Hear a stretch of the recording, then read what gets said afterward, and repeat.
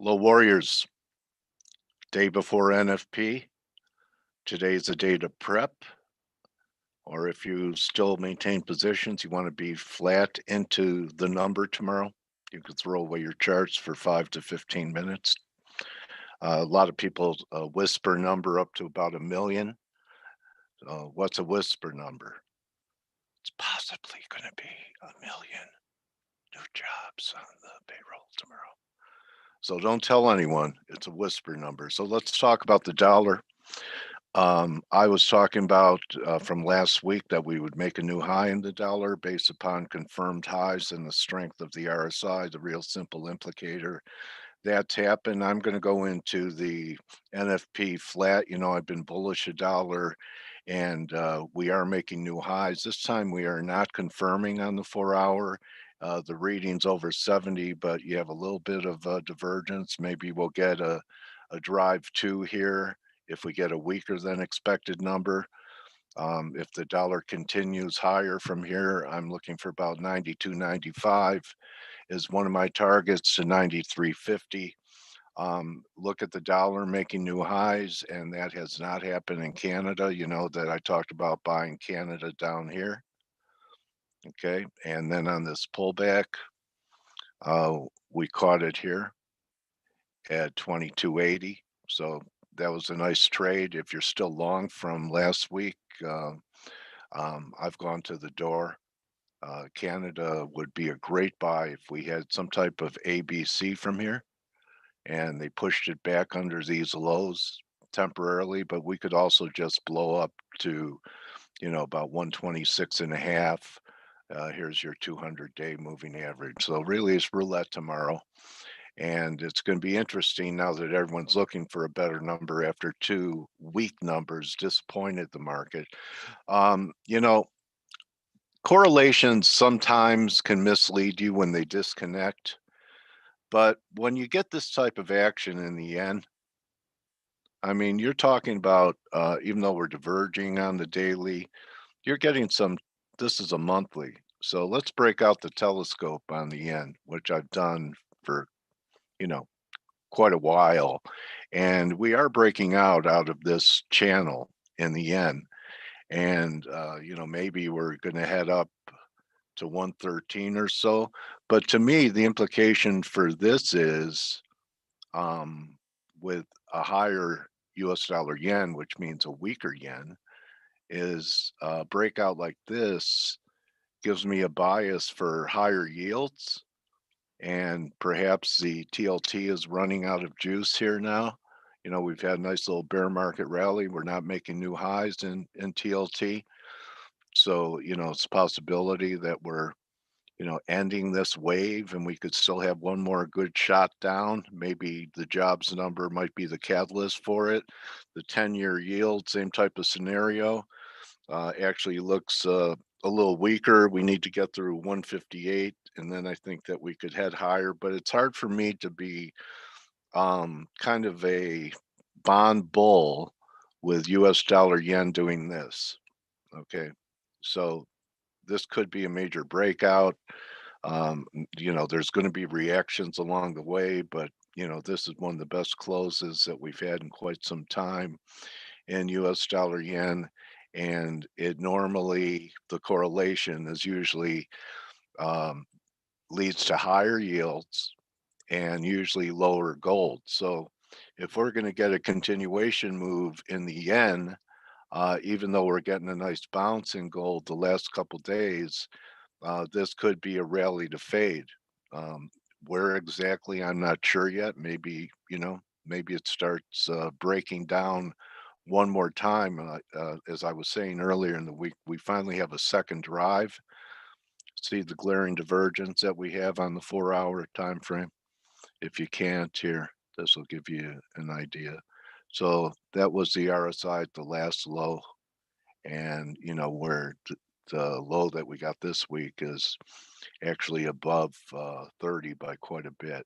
So we are beginning to diverge. Sometimes I look for a three, and I've been talking about the possibility of 1740, 1730 for a better buy.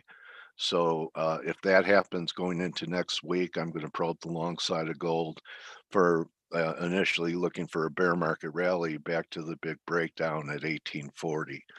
If we get a weak number and gold explodes up to this level, I'll take a shot at the short side here. So um, lower, I'm a buyer, 1740 to 1730. Higher, I'm a seller, 1820 to 1850. Right here, this is no man's land to me. Silver's acting a little better. As you can tell, it barely made a new low. But when I look at this RSI reading right here, you have a little divergence, but almost a double bottom. I'd like to see one more washout in silver. And, I'm a little different than a lot of people out there. When I look at the silver, despite the fact that we've moved sideways, I think it's vulnerable. Could we rally to 27 first? Sure.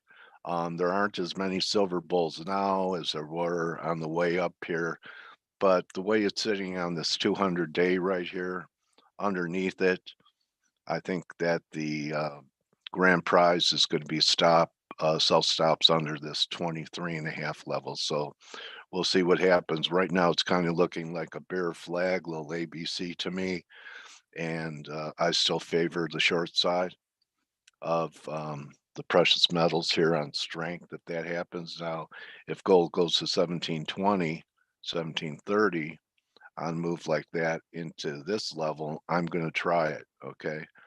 The monetary metal makes sense to me.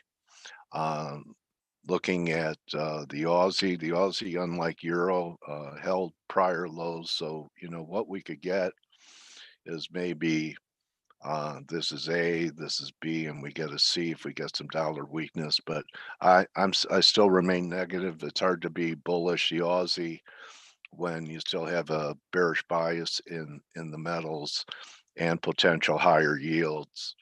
I do want to mention the S&Ps. I talked about strength into month's end, so that was yesterday. We tried the first fib target of 43.14. I've talked about it before. The high was 43.15. A lot's going to happen on this. You can see that the S&Ps are still not confirming making new highs. Nasdaq made new highs this week. Looks like it might have another one. But again, I want to just keep coming back to the Russell. And I'm asking myself, when's it going to do it? So the Russell hasn't made a new high since March. Okay. It's one of the only indexes to not follow through and take out the March high. Every other index has done it. Here was the March high, and the Nasdaq took it out by quite a bit, and the March high and the S&Ps right in here took it out by a mile, and most indexes have. So I'm wondering what's wrong with the Russell 2000. So it's mainly domestic stocks. So, I think that you could be short this Russell, and you have to have some discipline. So you have to um, get out of the way if we take out the high of the move that was made in March, and that's um, 234.53. So it's about a 1% risk from current levels. We'll see what happens on the NFP tomorrow. Just something to keep an eye on. Apple's been leading the way on this rebound in NASDAQ, approaching major resistance right here. I was talking to someone about the steels, and U.S. Steel looks pretty negative to me. We had a nice little straight break here from last week's highs, and this was the leadership on the reopen trade with, metals, nickel, steel. And to me, it looks like it's putting a little bear flag, and maybe we're heading towards $18. I still want to take a look at a couple other fangs. So Tesla has had a great week. It's been a big rally, but I had this line drawn. We'll see if we could break out. I was expecting a downside breakdown after this rally into the end of the month. Maybe Tesla can get it together and gap up and blow off to new highs, but be careful being long right here. I would rather wait for the signal. Amazon still not at new highs. A lot of people looking for new highs. We didn't quite achieve it last week, and then we had two big down days here. So new highs, and Amazon still has not been satisfied for the bulls. If it does it, it's not going to confirm. But you know there is a lot of talk, antitrust talk around here, and also um, these big cap techs do not like higher yield. So if the yen is giving us the right message, then you have to be careful in Nasdaq, which is tech is more sensitive to the to higher yields. So not many markets like higher yields. The banks do, but even the curve is kind of inverting again. So I also talked about Microsoft having a third drive to a top. That's still, you know, developing in here. I'd say your first um, good reason for uh, Microsoft to turn bad would be some type of reversal week, or next week, perhaps a 2 week reversal back under 265, which is only $4 away. This week's off number would be a little bit much to expect at 255, but next week we could possibly get that reversal. As you can see, you know, we're still diverging on the weekly. We're still diverging. Well, you know, just trying to blow it out there. But the 4 hour, we had a little confirmation. So maybe the third drive's going to take a little bit longer to develop. Now that I look at some of the short term stuff, there could be another high coming in because we have some confirmed highs on the shorter stuff. Here's a look at Google. Google's been really lagging comparatively to a lot of the FANG stocks. Just a little rollover here. Um, it is not confirming. And it really trades weird looking candles to me. Google, have they taken away the market? It just doesn't seem like you compare the action to the way it used to trade. You know, these were look like normal candles, and I don't know what this is. Okay, you know, maybe it's distribution. So there's Google for you. And someone told me to keep an eye on the high yield bonds for them doing something negative. I don't know what the gap is there for today. Maybe it's just a little fear about maybe a strong number, but this is pretty important. High yield and junk. And I have no idea why we're gapping lower, but it's not such a good sign. You know, this was when the COVID crash and the Fed came in even to the corporate and junk bonds. And I look at this weekly. I don't think we'll get a reversal today, but I'd be pretty careful now that we're getting back to some of these levels in high yield and junk. And if I'm right about higher yields, that won't help the cause either. Everyone with me? Any questions so far? Okay. I want to get back to just wrapping the currencies. Swiss, I still think before it's over, we're going to 96. I would like an opportunity to buy it back at 91, see if we get something like that, you know, some type of pullback. We are diverging at a drive too. So even if the NFP wasn't going to be here tomorrow, I'd be at least booking profits, not getting short, but booking profits on long US dollar Swiss. As you could see, it's starting to diverge. So the way I'm really looking at the board is I would like to buy a break, buy dollar weakness over the next couple days. If we get a real strong number and the dollar explodes, I guess it's going to go without me, and I'll just wait for things to set up again. Um, this has really been the star of the day. I had two winning trades and one losing trade in crude. I don't know why I put a trade on in front of OPEC, and I actually knew OPEC was going to be there. But anyway, I lost $1 on this entry, made it here, gave it back. I know there are a lot of people here at Tradegate Hub that have been long-term bulls, Mike and uh, Rich, and they're celebrating it. And a lot of people now, you're starting to hear them pound the table for $100 crude. There's really no reason now that I see to short it because of what momentum has done. So, crude, great call on people that have had the conviction to hold crude throughout this whole move. Now, um, using the 70s parallel, and I'm not sure if you guys know who Mark Chandler is, but Mark has been an analyst, currencies market analyst for many years, appeared on every financial news network. And I was talking to him, and he was talking about the last 6 times the price of crude doubled. Within 6 to 9 months, we were in some type of economic slowdown or recession. So these strong oil prices that have doubled. I mean, if you take them from -40 at the end of the year, they've done more than that. But there were plenty of opportunities to buy crude in the 30 range, even back to around the election. Here we are. So we've more than doubled. And even though the American consumer, because of a lot of support checks, has uh, they're in a pretty good cash position. Um, everyone's going to be traveling after being locked up for a year, and this is going to sop up the people that are going to be on the road. These higher gas prices are eventually going to take a little bit of a pinch, but people don't care about it now.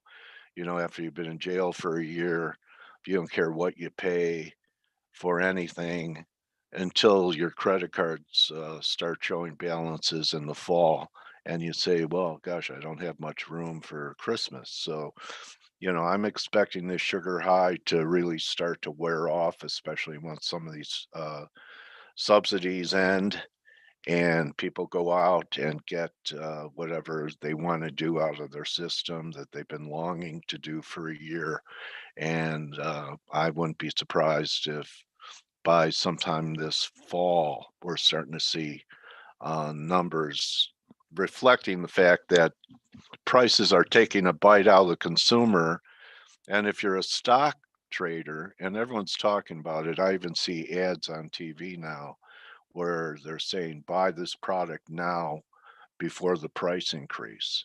So we already have this mentality setting in of people beginning to accept, not be happy about, but accept that prices are going up. So advertisers are using to buy now or pay more later as a strategy. And, I think that's going to be something we're going to be living with for a while. And then as far as the Fed thinking that it's transitory, that may not be true if a lot of the labor that doesn't have to go back to work because they're still receiving checks and could be more selective about the jobs that they take and are looking for higher pay, that if there starts to be higher wages, which there are, and pay increases to attract employees, that's not transitory because you're not giving people raises and then 6 months later um, giving them a pay cut. That's not going to happen. So those higher wages will also be pass-throughs. And so when you think about stocks, every company has labor and they pay salaries. And if you're not in tech, and even with tech, there's some costs with semiconductors, et cetera. But a lot of companies are having to absorb higher prices in commodities, which I think could lead to some um, compression, earnings compression, even though they're trying their best not to pass on these costs. It's got to affect the bottom line, and you throw in higher yields on top of it. That there could be a market correction. So we're in that time zone that I was looking for. You could go back and listen to every video, and I said strength into month end. So here we are. We're into a new month. It's July, and most of these indexes are still heading up. There's fib targets, fib extensions up around 43, 47 too. And again, the VIX continues to not make new lows with the market making new highs. So here you are with the S&P at new highs and the VIX well above 14. These ghost pips that I've been talking about, they remain. And so far, and we had a real nice move this week, despite the fact that the market has had a decent week. This to me looks like a pretty nice straight line move from 14 to 17. And right now we may just be consolidating. Next time back through 17, I think that you're going to see volatility increase pretty good. That could take us back above the 19 pivot and to 21. I still think there's a pretty good chance that we're going to see more than a just 5% correction this summer. And we still have some time left in the summer. Really, it just started June 21st. It takes us into September. So this was a time frame I thought that we might be peaking. The jury's still out.